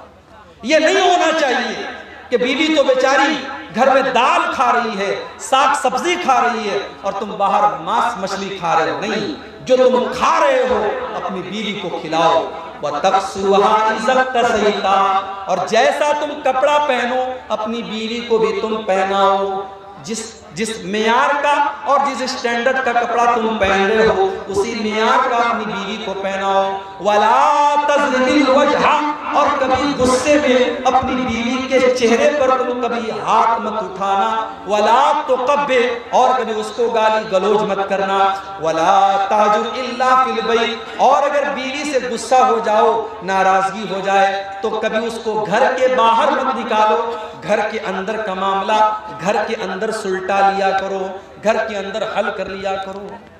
یہ بیوی کا حق ہے شوہر کے اوپر، لیکن میری پیاری ماں و بہنوں کچھ حق آپ کے اوپر بھی ہے شوہر کا، میں چاہتا ہوں کہ اس کو بھی آپ کے سامنے بتا دوں۔ اللہ کے نبی سے پوچھا گیا اَيُّ النِّسَاءِ خَيْرٌ، اے اللہ کے نبی کون سی عورت سب سے اچھی ہے؟ آپ نے فرمایا الَّتِي تَسُرُّهُ إِذَا نَظَرَ، جب شوہر دیکھے تو خوش ہو جائے، جلسے میں جا رہی ہے، سج کے جا رہی ہے، سنور کے جا رہی ہے، میک اپ کر کے جا رہی ہے، خوشبو لگا کے جا رہی ہے، جبکہ جلسے میں خوشبو لگا کر کے سج کر کے سنور کر کے جانا حرام ہے، حرام ہے۔ جب اسلام کی یہ تعلیم ہے کہ بیوی اور عورت اپنے پائل کی آواز کو بھی غیر مردوں تک نہ پہنچائے تو عورت کا خوشبو لگا کر کے جلسے اور تقریر میں جانا جائز کیسے ہو جائے گا؟ میری پیاری ماں بہنوں، اگر آپ شادی شدہ ہیں تو آپ کی زیب و زینت کا حقدار آپ کا شوہر ہے، آپ اپنے آپ کو مینٹین کر کے رکھیے، اپنے آپ کو مزین کر کے رکھیے، سجا کر کے رکھیے، سنوار کر کے رکھیے، آپ کا شوہر آپ کو دیکھے تو خوش ہو جائے۔ اس کے بعد فرمایا وَتُطِيعُهُ إِذَا أَمَرَ، جب شوہر دیکھے تو خوش ہو جائے، اور جب شوہر کسی بات کا حکم دے تو بیوی اس کی بات مانے۔ آج کل کی بیویاں منواتی زیادہ ہیں اور مانتی کم ہیں۔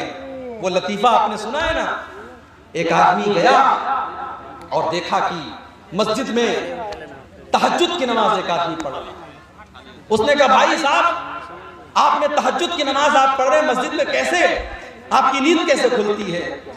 کہا کہ بھائی صاحب میں نے دوسری شادی کر لی، میری ایک شادی ہوئی تھی، میں نے دوسری شادی کر لی ہے، اور اس لیے میں تہجد کی نماز میں مسجد میں حاضر رہتا ہوں اور ڈیلی میں مسجد میں آ کر کے تہجد پڑھتا ہوں۔ تو اس نے کہا بڑی اچھی بات ہے، اس نے بھی دوسری شادی کر لی، اور جب اس نے دوسری شادی کر لی تو اس کی بیوی نے بھی گھر سے نکال دیا، اب وہ دونوں مل کر کے بیچارے دونوں جو ہے مسجد میں تہجد کی نماز پڑھ رہے ہیں۔ تو یہ حالات ہوتے ہیں، آج کل کی بیویاں مانتی کم ہیں اور منواتی زیادہ ہیں۔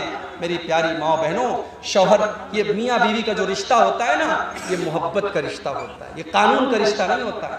ایک مولوی صاحب کے پاس ایک آدمی آیا، اس نے کہا مولوی صاحب میری بیوی نے یہ کہا ہے کہ ساس سسر کی خدمت کرنا یہ قرآن اور حدیث میں کہاں لکھا ہے؟ اگر لکھا ہے تب میں ساس اور سسر کی خدمت کروں گی، اگر نہیں لکھا ہے تو میں نہیں کروں گی۔ تو مفتی صاحب نے بڑا اچھا جواب دیا کہ جاؤ اپنی بیوی سے کہو کہ قرآن و حدیث میں کہاں لکھا ہے کہ بیوی کو 5,000 روپے والا سوٹ دلایا جائے، بیوی کو ہر مہینے 2500 روپے کے میک اپ کا سامان دلایا جائے، بیوی کو سونے کی ایئر رنگ دلائی جائے، بیوی کو مہنگے مہنگے کپڑے خرید کے دیے جائیں۔ کہا کہ جب قرآن حدیث میں یہ بھی نہیں لکھا ہے تو آج کے بعد بیوی کو بس جو معمولی کھانا کھا رہی ہے وہ کھائے گی، جو معمولی کپڑا پہن رہی ہے وہ پہنے گی، آج کے بعد اس کو کوئی شاپنگ نہیں کرانا ہے۔ کہا مولوی صاحب میری بیوی کہہ رہی ہے پھر میرا گزارا کیسے ہوگا؟ تو کہا کہ ہر چیز کے بارے میں آپ یہ سوال مت کیجئے کہ قرآن و حدیث میں کہاں لکھا ہے۔ قرآن و حدیث میں یہ لکھا ہے کہ آپ کو اپنے شوہر کو خوش رکھنا ہے، اور شوہر کو خوش رکھنے کے لیے یہ ضروری ہے کہ آپ شوہر کے ماں باپ کو خوش رکھیے، اس لیے جہاں تک ہو سکے اپنے ساس اور سسر کی بھی خدمت کیجئے تاکہ آپ کا شوہر آپ سے خوش رہے۔ اس کے لیے الگ سے قرآن و حدیث کی دلیل کا ہونا ضروری نہیں ہے۔ تو میرے پیارے ساتھیوں، یہ جو رشتہ ہے میاں بیوی کا، یہ محبت کا رشتہ ہے، اور اسی لیے اللہ تعالیٰ نے قرآن میں اس رشتے کو اپنی نشانی قرار دیا ہے۔ آج کے دور میں بغیر نکاح کے بھی محبت ہو رہی ہے، آج کے دور میں پہلے محبت ہوتی ہے پھر شادی ہوتی ہے، اس طریقے کے واقعات بھی ہو رہے ہیں۔ مگر یاد رکھو ایسی شادیاں عام طور سے فیل ہوتی ہیں اور ناکام ہوتی ہیں، جس کو ہمارے یہاں لو میرج کہا جاتا ہے۔ یہ لو میرج ناکام ہوتی ہے کیوں؟ کیونکہ یہ حرام ہوتی ہے۔ محبت کرو اور پھر شادی کرو، یہ اسلام کا کانسیپٹ نہیں ہے۔ اسلام کا کانسیپٹ ہے شادی کرو پھر محبت کرو۔ اور جب شادی کرنے کے بعد ایک انسان ایک عورت کو اپنے گھر میں لاتا ہے تو اللہ تعالیٰ نے فرمایا وَمِنْ آيَاتِهِ أَنْ خَلَقَ لَكُم مِّنْ أَنفُسِكُمْ أَزْوَاجًا لِتَسْكُنُوا إِلَيْهَا وَجَعَلَ بَيْنَكُم مَّوَدَّةً وَرَحْمَةً۔ میرے بندو، ہماری بہت بڑی نشانی یہ بھی ہے کہ ہم نے تمہارے لیے تمہاری بیویوں کو بنایا، تمہاری پتنیوں کو بنایا، اور ہم نے پتی پتنی کے بیچ میں، ہم نے میاں بیوی کے بیچ میں محبت رکھ دی اور رحمت رکھ دی۔ علماء کہتے ہیں محبت کا تعلق جوانی سے ہے اور رحمت کا تعلق بڑھاپے سے۔ ایک عمر ایسی آتی ہے کہ مرد بھی بوڑھا ہو گیا، عورت بھی بوڑھی ہو گئی، اب نہ مرد کے اندر کوئی طاقت بچی ہے، نہ عورت کے اندر کوئی اٹریکشن بچا ہے۔ اب محبت تو نہیں ہے لیکن رحمت ہے۔ بوڑھے کو بڑھیا کے ذریعے اور بڑھیا کو بوڑھے کے ذریعے بڑی طاقت ملتی ہے، وہ دونوں ایک دوسرے کے لیے رحمت ہوتے ہیں۔ اسی لیے بڑھاپے میں اگر کوئی کسی کا جوڑا ختم ہو جائے، کسی کی بیوی کا انتقال ہو جائے تو اس کو بڑی تکلیف ہوتی ہے۔ تو اللہ نے کہا کہ اس رشتے میں ہم نے محبت بھی پیدا کی ہے اور رحمت بھی پیدا کی ہے، اور ہم نے تمہاری بیویوں کو اس لیے بنایا ہے تاکہ تم ان سے سکون حاصل کرو۔ تو میاں بیوی کے رشتے کو اللہ نے سکون کا ذریعہ بنایا ہے، اس لیے شوہر کو بیوی کے ذریعے سکون ملے اور بیوی کو شوہر کے ذریعے سکون ملے۔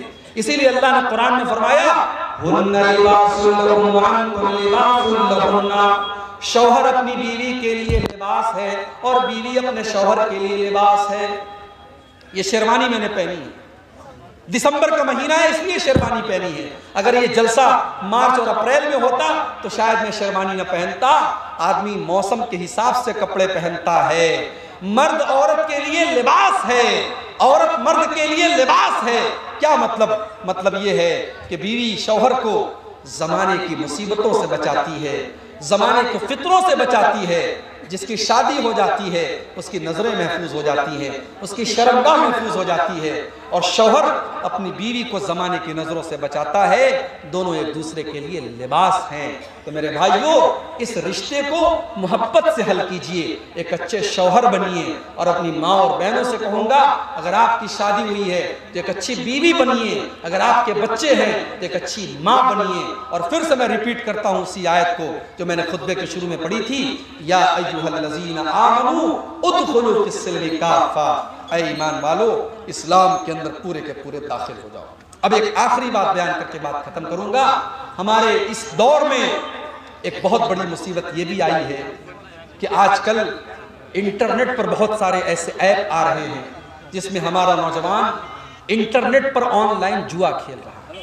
کوئی لوڈو کے ذریعے جوا کھیل رہا ہے، کوئی کسی ایپ کے ذریعے جوا کھیل رہا ہے، کوئی سٹا لگا رہا ہے۔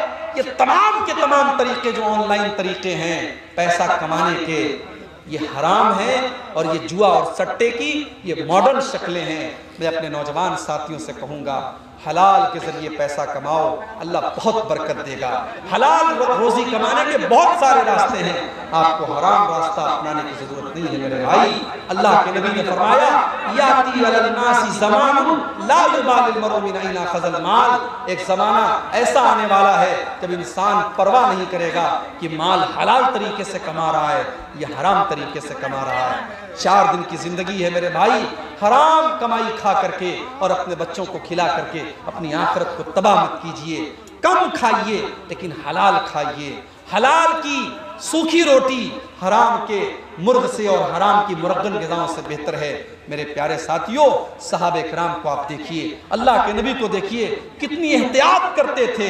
اللہ کے نبی مسجد میں بیٹھے ہوئے ہیں، آپ کے نواسے حضرت حسن رضی اللہ تعالیٰ عنہ 4 سال کے بچے ہیں، مسجد میں کھیل رہے ہیں اور صدقہ کی کھجوریں آئی ہوئی ہیں، اور ایک کھجور اٹھا کر کے حضرت حسن نے منہ میں ڈال دی۔ 4 سال کا بچہ کتنا بڑا ہوتا ہے، لیکن اللہ کے نبی نے یہ پسند نہیں کیا کہ میرے 4 سال کے نواسے کے پیٹ میں حرام کی کمائی جائے۔ آپ نے کہا اپنے 4 سال کے نواسے سے، آپ نے کہا کک کک بیٹا اس کو تھوک دے. اور اس کے بعد آپ نے فرمایا اما شعورت انا لا ناکل الصدقہ، میرے بچے کیا تجھ کو پتہ نہیں ہے ہم صدقہ نہیں کھاتے، تو نبی کا نواسا ہے تو صدقہ نہیں کھا سکتا. اللہ کے نبی نے اپنے 4 سال کے بچے کو بتایا کیا حلال ہے کیا حرام ہے. میرے پیارے بھائیوں، اگر آپ کا بچہ کوئی حرام طریقے سے پیسہ کما رہا ہے تو آپ پوچھئے، اگر حرام کا پیسہ آپ کے گھر میں آ رہا ہے اور آپ شوق سے کھا رہے ہیں تو اس گناہ میں آپ بھی شامل مانے جائیں گے. اس لیے اپنی کمائی کو بھی آپ حلال کیجئے. اور میں اپنے ان بھائیوں سے جو بزنس کرتے ہیں، کاروبار کرتے ہیں، میں ان سے کہوں گا آپ علماء سے اپنے تعلق کو جوڑیے، علماء سے کانٹیکٹ کیجئے. کوئی اگر بزنس آپ کو اچھا لگ رہا ہے، کوئی کاروبار اچھا لگ رہا ہے، آپ پہلے پتہ کیجئے یہ کاروبار صحیح ہے کہ نہیں ہے، یہ بزنس صحیح ہے کہ نہیں ہے. ابھی کلیا چک میں میرا پروگرام تھا، وہاں لوگوں نے مجھے بتایا کہ عورتیں بیڑی بناتی ہیں، عورتیں بیڑی بناتی ہیں، اور خاص طور سے وہ عورتیں جو بیوہ ہو جاتی ہیں یا جو طلاق شدہ ہو جاتی ہیں، جن کا کوئی سہارا نہیں ہے، وہ بیچاری بیڑی بنا کر کے اپنی زندگی گزارتی ہیں. میں نے کہا یہ کوئی دلیل نہیں ہے.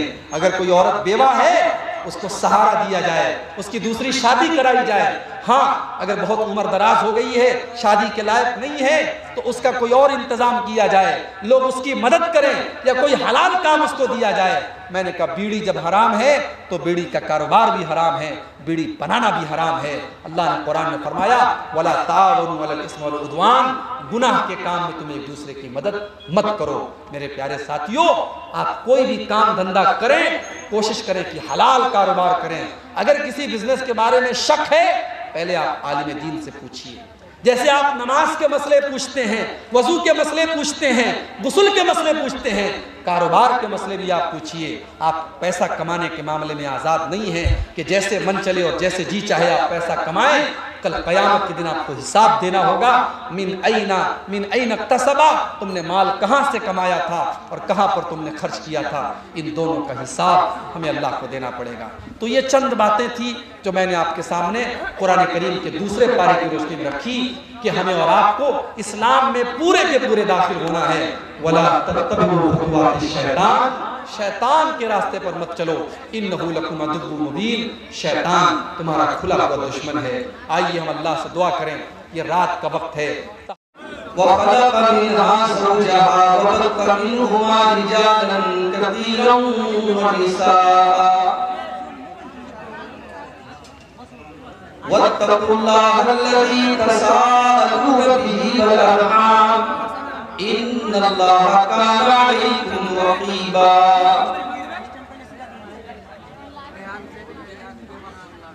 يَا أَيُّهَا الَّذِينَ آمَنُوا اتَّقُوا اللَّهَ وَقُولُوا قَوْلًا سَدِيدًا يُصْلِحْ لَكُمْ أَعْمَالَكُمْ وَيَغْفِرْ لَكُمْ ذُنُوبَكُمْ وَمَن يُطِعِ اللَّهَ وَرَسُولَهُ فَقَدْ فَازَ فَوْزًا عَظِيمًا.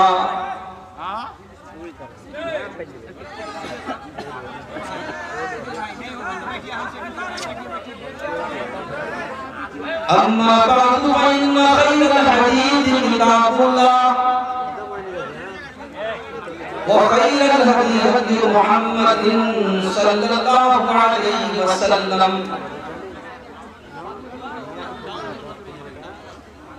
وشر الأمور محدثاتها وكل محدثة بدعة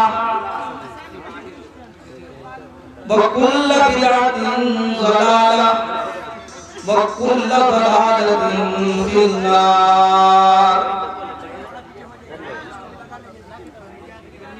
أعوذ بالله من الشيطان الرجيم. بسم الله الرحمن الرحيم. يا أيها الذين آمنوا ادخلوا في السلم كافة ولا تتبعوا خطوات الشيطان إنه لكم عدو مبين. محترم علماء کرام، بزرگوں اور دوستوں،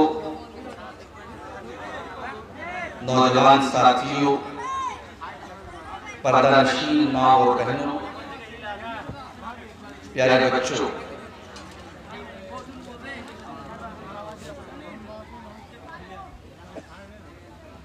رات کے تقریباً 1:30 بج رہے ہیں. بہت دیر سے آپ حضرات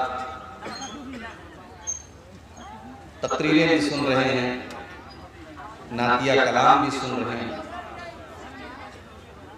ماشاءاللہ آج کے پروگرام میں مقررین کے ساتھ ساتھ شعراء کو بھی بلایا گیا ہے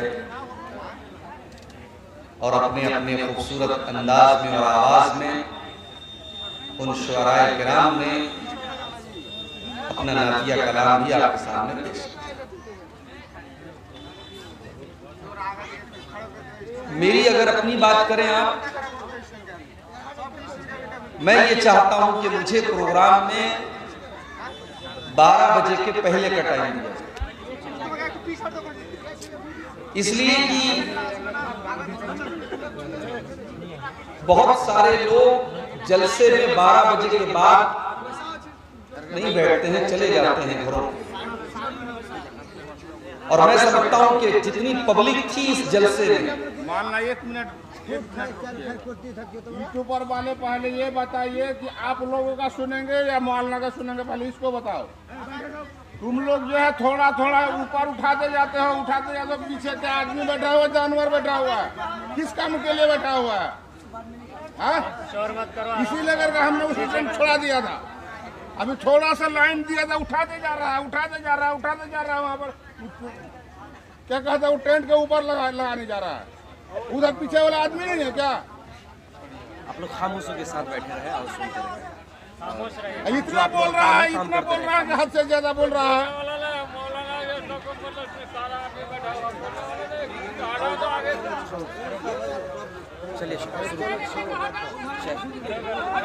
سب اپنا اپنا سب کو تھوڑا تھوڑا نیچے کرو, پیچھے آدمی کو دیکھنے سے ڈسٹرب مت کرو. چلیے شیخ شروع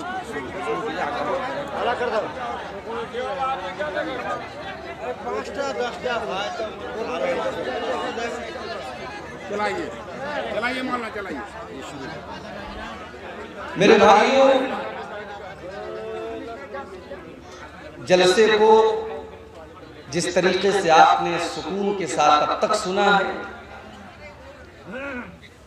اب بھی اس کے سکون کو برقرار رکھیے. انشاءاللہ میرا وعدہ ہے کہ اگر آپ سکون سے سنیں گے تو میں بڑی محبت سے کچھ باتیں آپ کے سامنے, بڑی اہم باتیں رکھوں گا جو آپ کے دین اور دنیا میں انشاءاللہ کام آئیں گی. کوئی فضول بات, کوئی ادھر ادھر کی بات آپ کے سامنے نہیں ہوگی. جو بات ہوگی قرآن و حدیث کی روشنی میں ہوگی اور صحیح واقعات کی روشنی میں ہوگی انشاءاللہ. یہ اہل حدیث کا اسٹیج ہے. اس اسٹیج کی ایک حرمت ہوتی ہے, ایک وقار ہوتا ہے, ایک سمان ہوتا ہے. اس سمان کو ہمیشہ قائم رکھنا چاہیے. ہمارے شاعر حضرات بھی آئے ہیں, میں ان سے بھی کہنا چاہوں گا بڑے ادب کے ساتھ, بڑی محبت کے ساتھ, کہ آپ جب اہل حدیث کے اسٹیج پر کوئی نعت بھی پڑھیں تو نعت بھی آپ کی بالکل صحیح ہونی چاہیے. اس لیے کہ اللہ کے رسول کی محبت کے نام پر ہم کچھ بھی پڑھ دیں, اس کی اجازت نہیں ہے. بلکہ میں خود شاعری کرتا ہوں, میں نے نعتیں بھی لکھی ہیں, غزل بھی لکھی ہیں. میرا اپنا یہ ماننا ہے کہ شاعری میں سب سے مشکل جو صنف ہے وہ نعت ہے. اس لیے کہ ایک طرف آپ کو اللہ کے پیارے نبی کی تعریف بھی کرنا ہے اور دوسری طرف آپ کو اس سیما کو اور اس حد کو بھی, اس کا بھی خیال کرنا ہے کہ کہیں ہم اس سیما کو کراس نہ کر جائیں اور اللہ کے رسول صلی اللہ علیہ وسلم کی تعریف میں ہم کوئی ایسی بات نہ بول دیں جو آپ کو اللہ کے مقام تک لے کے جاتی ہو. تو نعت پڑھتے وقت ہمارے شاعروں کو بھی بہت خیال رکھنا چاہیے.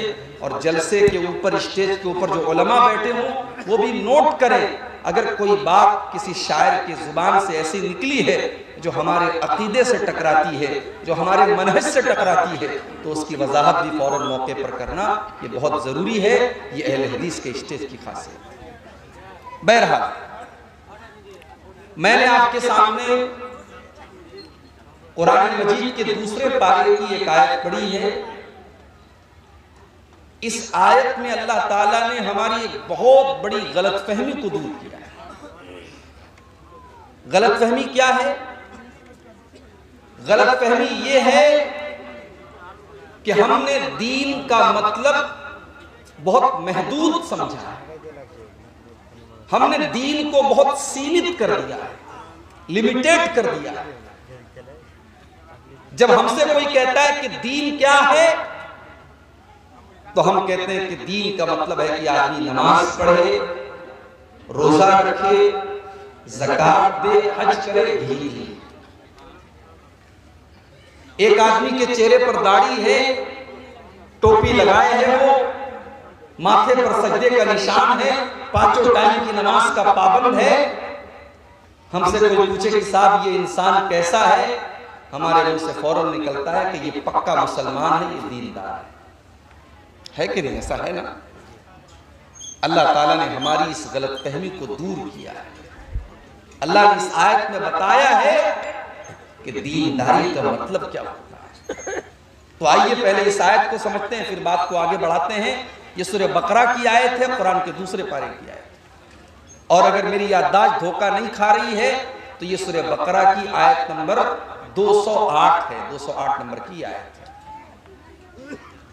یا ایھا الذین آمنوا ادخلوا فی السلم کافۃ ولا تتبعوا خطوات الشیطان انہ لکم عدو مبین۔ اے ایمان والو، اے وہ لوگوں جو اپنے آپ کو مسلمان اور مومن قرار دیتے ہو، اپنے آپ کو مسلمان سمجھتے ہو، اے میرے آخری نبی کا کلمہ پڑھنے والوں اور اسلام کے ساتھ اپنا رشتہ جوڑنے والے مسلمانوں، یا ایھا الذین آمنوا، اے ایمان والو، ادخلوا فی السلم کافۃ، تم اسلام کے اندر پورے کے پورے داخل ہو جاؤ، تم آدھے ادھورے مسلمان نہ بنو، تم صرف نماز پڑھنے والے مسلمان نہ بنو، تم صرف داڑھی رکھنے والے مسلمان نہ بنو، تم صرف شکل و صورت والے مسلمان نہ بنو، ادخلوا فی السلم کافۃ، تم اسلام کے اندر پورے کے پورے داخل ہو جاؤ۔ جب تم مسجد میں جاتے ہو، 5 ٹائم کی نماز تم پڑھتے ہو اور اپنے آپ کو یہ سمجھتے ہو کہ تم اسلام کے اندر داخل ہو، تو جب تم مارکیٹ کے اندر کاروبار کرنے جاتے ہو، جب تم دکان کھول کر کے بیٹھتے ہو، جب تم بزنس کرتے ہو، جب تم ویاپار کرتے ہو، تو اپنے کاروبار کے اندر بھی تم مسلمان بنو۔ جب تم کسی کے ساتھ لین دین کا معاملہ کرتے ہو، جب تم کسی سے پیسے کا لین دین کرتے ہو، تو وہاں پر بھی تم مسلمان بنو۔ تمہارا اخلاق کیسا ہے، تمہارا ویوہار کیسا ہے، تمہارا لوگوں کے ساتھ سلوک کیسا ہے، تم سلوک اور اخلاق کے اندر بھی مسلمان بنو۔ یا ایھا الذین آمنوا ادخلوا فی السلم کافۃ۔ مسلمان تو ایسے بھی ہیں۔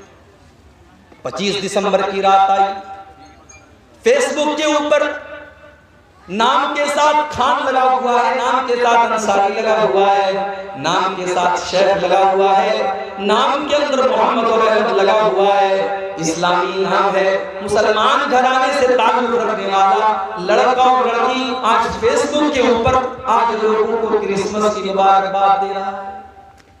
جا کر دیکھ لیجیے آپ، بہت سارے آپ کے ارریہ کے بھی نوجوان ہوں گے، وہ بھائی چارہ دکھانے کے لیے، وہ اپنے غیر مسلم بھائیوں سے دوستی دکھانے کے لیے، اور یہ دکھانے کے لیے کہ ہم کٹر نہیں ہیں، ہم تو بڑے سیکولر لوگ ہیں، ہم تو بڑے لبرل لوگ ہیں، ہم تو بڑے صاف ستھرے ذہن کے لوگ ہیں، ہمیں مولویوں نے پٹی نہیں پڑھائی ہے، ہم تو عید کا تہوار بھی مناتے ہیں اور ہم کرسمس اور دیوالی کی مبارکباد بھی دیتے ہیں۔ آج کتنے مسلمان ہیں جو میری کرسمس لکھ کر کے اپنے فیس بک کے اوپر اور اپنے واٹس ایپ کے اسٹیٹس کے اوپر ڈال رہے ہیں۔ کیا آپ کو پتا ہے کہ اس کرسمس کی مبارکباد دے کر کے آپ کیا ثابت کرنا چاہتے ہیں؟ ہمارے وہ عیسائی بھائی جو کرسمس کا تہوار مناتے ہیں، کبھی آپ نے معلوم کیا کہ وہ کرسمس کیوں مناتے ہیں؟ ان کا یہ عقیدہ ہے کہ آج ہی کے دن حضرت عیسیٰ پیدا ہوئے، لیکن معاف کیجئے، ہم تو عیسیٰ علیہ السلام کو اللہ کا بندہ مانتے ہیں، اللہ کا رسول مانتے ہیں، مگر عیسائی سے آپ جا کر کے پوچھو تم عیسیٰ کو کیا مانتے ہو، تو وہ کہتا ہے کہ Jesus is son of God۔ وہ جواب دے گا Jesus is son of God، وہ کہے گا کہ عیسیٰ مسیح تو اللہ کے بیٹے ہیں۔ اللہ نے نعوذ باللہ اپنے بیٹے کو عیسیٰ بنا کر کے دنیا میں بھیجا۔ میرے پیارے ساتھیوں، اس کا مطلب یہ ہوا کہ کرسمس منانے والا یہ عقیدہ رکھتا ہے کہ آج کے دن اللہ تعالیٰ کا بیٹا پیدا ہوا، اور اس سے بڑی گالی اللہ کے نزدیک کوئی نہیں ہے۔ شراب پینے والا، زنا کرنے والا، چوری کرنے والا، قتل کرنے والا اتنا بڑا پاپ نہیں کرتا ہے جتنا بڑا پاپ اللہ تعالیٰ کے لیے کسی کو بیٹا بنانے والا کرتا ہے۔ اسی لیے اللہ تعالیٰ نے قرآن کی سب سے چھوٹی سورت میں ہم کو یہ عقیدہ سکھا دیا، اور اس سورت کا نام سورہ اخلاص بھی رکھا گیا، اور اس سورت کو 1/3 قرآن کے برابر بھی قرار دیا گیا۔ قل هو اللہ احد اللہ الصمد لم یلد ولم یولد ولم یکن لہ کفوا احد۔